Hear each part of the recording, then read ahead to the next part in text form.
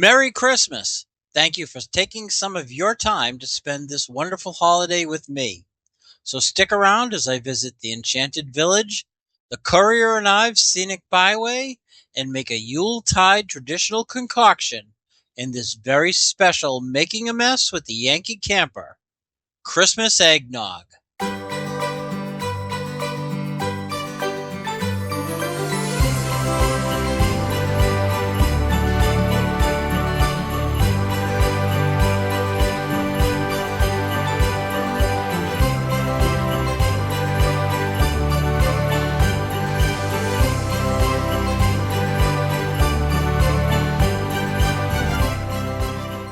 And it wouldn't be Christmas if we didn't have traditional eggnog with New England style rum.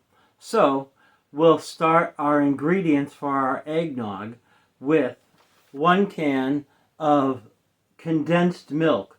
Now, condensed milk is unlike evaporated milk in that this has sugar added. So you don't need to add any sugar. The sugar is already in there. We're also going to need 3 tablespoons of egg crystals, 1/4 teaspoon of vanilla, this is vanilla powder, a dash of salt, and for spice you can add whatever spice works for you. I have ground nutmeg, and so I'm going to add 1/8 teaspoon of ground nutmeg, and just a dash of ground cinnamon. I'm not a big fan of cinnamon, but it helps make it taste more holiday. Now, lastly, you're going to want 1 shot of New England style rum. And as you can see, we have just a little bit left. A shot is about 1.5 ounces. I'm going to measure that and get that set for going into our bag as well. So I've measured out 1.5 ounces or 45 milliliters. Put a cover on that so that it doesn't leak. One thing I like about these small containers is they seal really tight. We'll put that aside. So we need the condensed milk and the eggnog mixture. I don't want to forget the adult beverage. Just put that right in there. So opening that will be just like Christmas morning. Not just a store, an experience. I'm here at the Enchanted Village in Avon, Massachusetts. We're going to take a run through and I'll show you some of the New England Christmas traditions. If you come to the Boston area around December, you should put on your schedule to make a visit to Jordan's Furniture in Avon and see the New England tradition of the Enchanted Village. Originally created for the Jordan Marsh downtown department store in Boston in 1958 to entice shoppers in during the busy Christmas season, this display was originally made up of 28 separate scenes involving figures including 250 animated figurines. These were crafted by Bavarian toy makers and was on display for 13 years, inviting young people to come visit the Victorian era village and meet Santa Claus to tell him what they wished for on Christmas morning. Scattered throughout the displays are as many as 15 stuffed bears, so keep your eye out because they could be popping up anywhere. Don't be surprised while strolling through that suddenly it begins snowing. Actually, about every 8 minutes, the lights come up and it's transformed to a winter wonderland. Here you'll find what the perfect late 19th century village looked like getting ready for the celebration of the Christ child. Jordan Marsh attempted to revamp the Enchanted Village in 1990, but it only lasted 6 years before the company declared bankruptcy. Let's take a moment and listen to the hurdy-gurdy.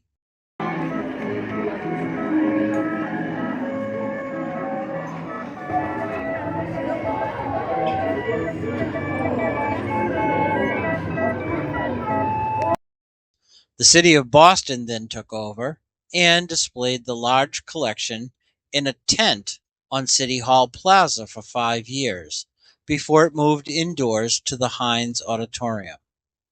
By then, it was in pretty rough shape, and the city didn't want to expend any money on renovating it, so they put it up for sale. Elliot Tuttleman has always been visionary in trying to expand Jordan's Furniture in Waltham. Their early advertisements included a statement that they shouldn't be confused with Jordan Marsh. When he learned that the iconic New England tradition had become available, he chose to return it to its former glory and share it as a gift to the people who helped build his furniture store. All of the parts were meticulously taken apart, and using no additional pieces, they were restored by the employees of Jordan's Furniture. This is free and open to the public, and has become a tradition for many families since it reopened in 2009. Going through, you're pulled back to an earlier time when the world seemed so much simpler and people truly cared for one another.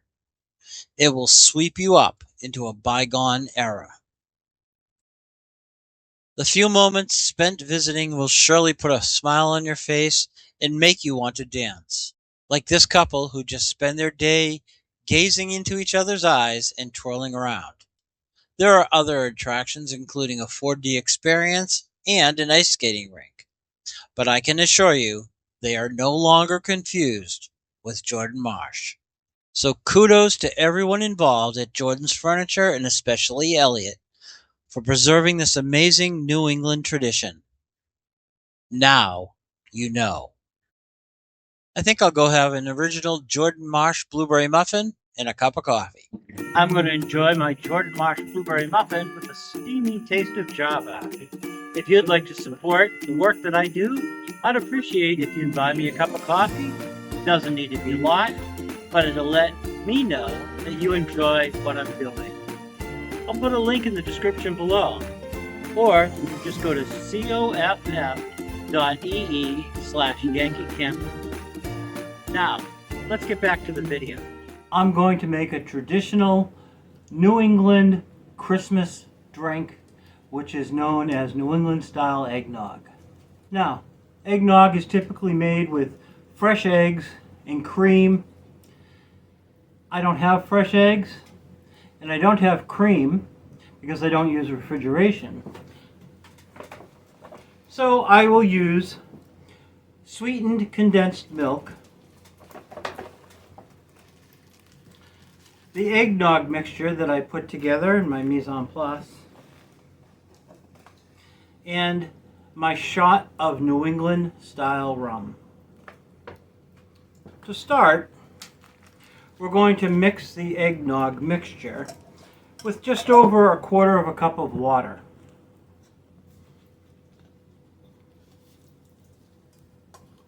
So we'll measure that out.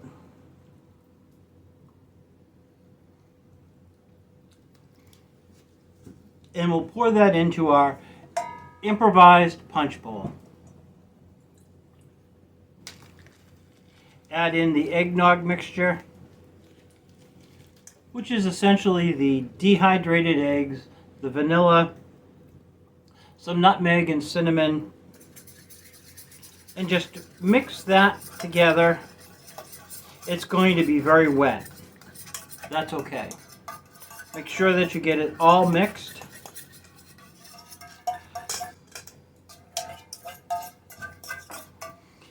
Now, as you can see, that's very, very wet. But reach around, make sure that you get all the sides. Use your scraper spatula if you have to. Get everything well mixed.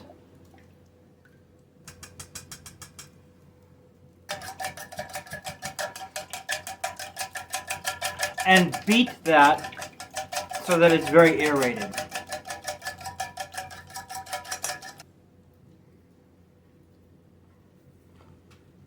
Open your condensed milk. Some people are confused about the difference between condensed milk and evaporated milk, and I typically use evaporated milk in most of my recipes. But condensed milk is sweetened, and the sweetened milk works very well with the eggnog.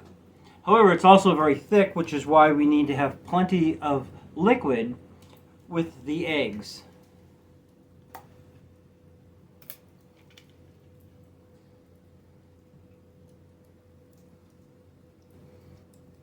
As you can see, sometimes it's a little more brown,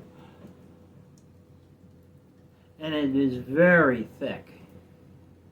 Just pour that right into the pot. Then using your scraper spatula,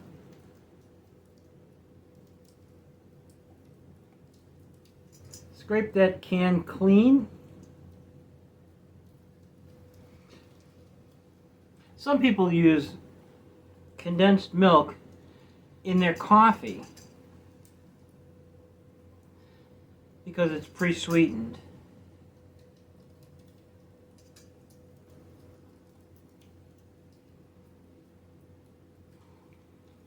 Get as much of that as you can.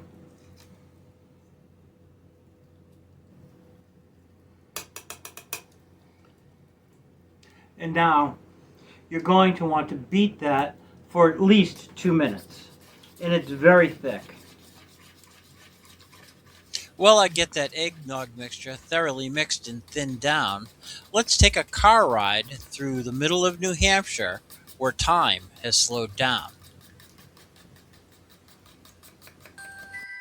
In central New Hampshire is 40 miles of quintessential New England roads that are reminiscent of the lithographed Currier and Ives prints. Some people wish they could just go back in time and see what it really looked like. Well, did you know that you can? For this special Christmas segment, I drive those roads to bring you the Currier and Ives Scenic Byway. The northern point begins at the birthplace of Senator Daniel Webster in Franklin. This is a state historic site and has a small museum which is open seasonally. Heading south, you enter the town of Salisbury on Route 127. As you travel along, you'll encounter a few historic homes that set the tone for the drive. Following Route 4 for a short distance, you come to an old church, former town offices, and the library. The Old Baptist Church is now home to the Historic Society, and the former town offices are a museum. Returning to Route 127, the period homes dot the roadway and bring a nostalgic feel for time gone by.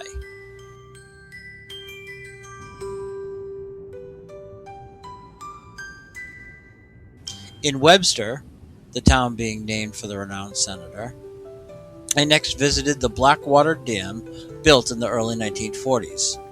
Nice, but not really reminiscent of the Currier and Ives period following the middle of the 19th century.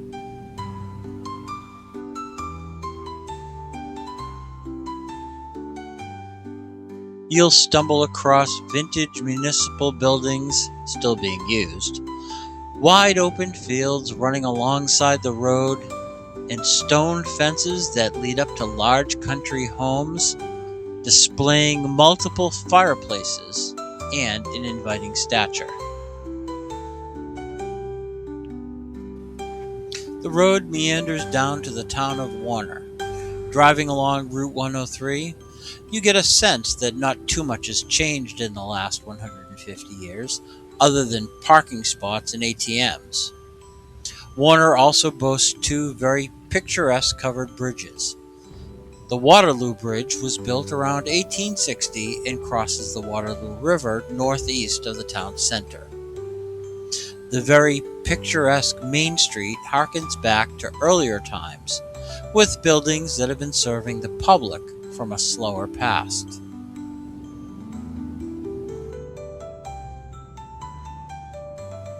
The second bridge is the Dalton or Joppa Road Covered Bridge, built in 1853 by Joshua Sanborn. It crosses the Warner River a little southeast of the Main Street buildings. Just driving onto the bridge feels like you're entering a portal into a different time.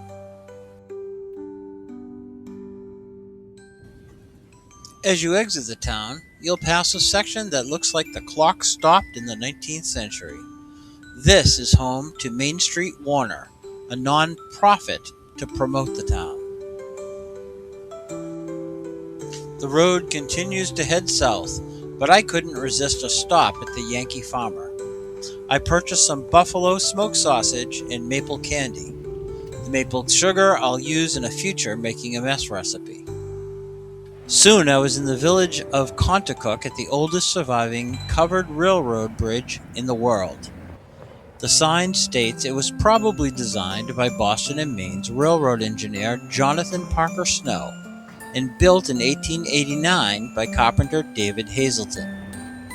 The B&M utilized wooden bridges on its branch lines until after 1900, longer than any other major railway. The depot was built in 1850 by the Boston Claremont Line, which was acquired by the Boston and Maine in 1887. Continuing the drive along 127, the Concoction River meanders alongside for a bit, and before crossing the Hopkinton Everett Dam, the Rowell is the last covered bridge of this segment. Like the Dalton Bridge from earlier, this was also built in 1853. I used to cross this bridge regularly when visiting my mom at her camp just up the road. As we enter the last portion of the drive, period homes continue to appear alongside until Pat's Peak can be seen in the distance with its snow-covered ski trails. Then we're into the town proper. But first, I want to go to the furthest end where I'll turn around over a pair of bridges that cross the Concoction River. I always appreciate these two bridges. The Patterson Hill Bridge was originally built in 1905 and rehabilitated in 2001. The issue was the sharp turn to remain on then US 202, so the Western Avenue Bridge was constructed 15 years later to eliminate the sharp bend. That bridge was closed for a period due to structural concerns in the early part of the 20th century, but was replaced just a few years ago.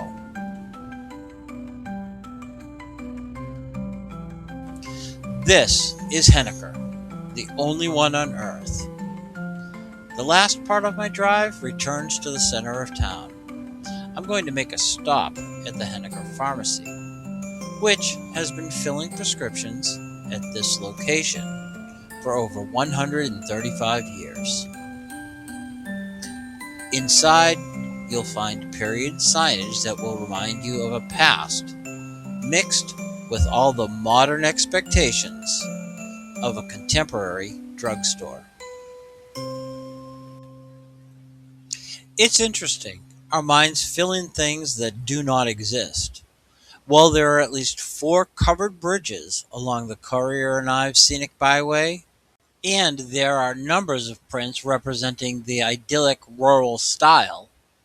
I couldn't find one original print depicting the iconic New England roof truss expansions. Now you know.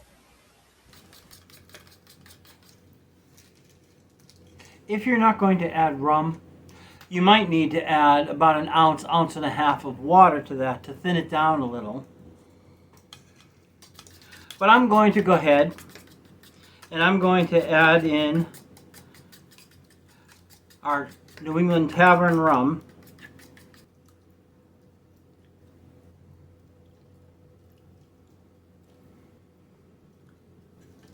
And mix that in as well. until it's thoroughly mixed. And that rum thinned it down just a bit.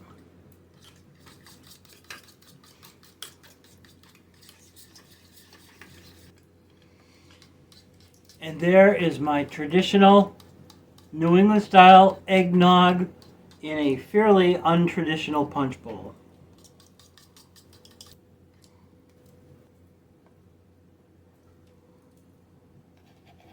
I wish you and your family a very Merry Christmas, Happy New Year, and God bless you. Clean up your mess. If you've enjoyed this video, please take a moment to give it a thumbs up. It lets YouTube know that you enjoy the content that I'm putting out. Also, if you haven't already, consider subscribing to my channel. I try to put out a video just about every week. If you have anything you'd like to share, leave it in the comment section. I read every one and try to reply. In the meantime, I hope you'll get outside, and Merry Christmas.